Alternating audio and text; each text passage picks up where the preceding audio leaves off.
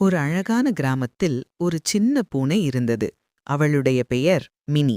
தினமும் காலை எழுந்தவுடன் அவளுக்கு விளையாடணும் என்ற ஆசைதான்.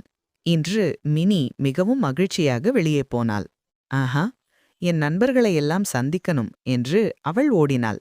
வழியில் அவளுடைய நண்பர்களான பப்பி என்ற நாய், முன்னு என்ற குரங்கு, சின்னு என்ற குருவி எல்லோரும் சேர்ந்து இருந்தார்கள். மினி, இன்று நாமெல்லாம் விளையாடலாமா என்று பப்பி கேட்டான். முன்னு சிரித்தபடி, ஆனா எல்லாரும் நியாயமா விளையாடணும் என்றான்.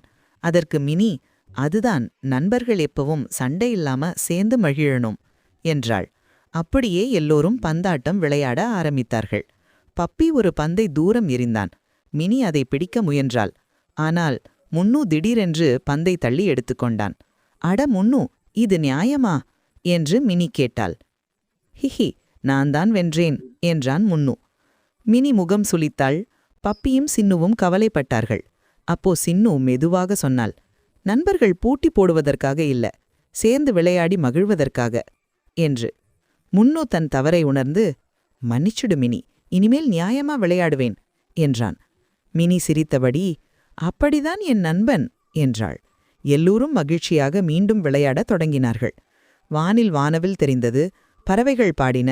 எல்லா விலங்குகளும் சிரித்துக் கொண்டிருந்தார்கள். அந்த நாளில் மினி மற்றும் அவள் நண்பர்கள் ஒரு முக்கியமான பாடத்தை கற்றுக்கொண்டார்கள். நட்பு என்பது சண்டையில்லாத பந்தம். பாசமும் பகிர்வும் தான் உண்மையான வெற்றி. எப்பவும் நாம் நண்பர்களை அன்போடு காப்போம்.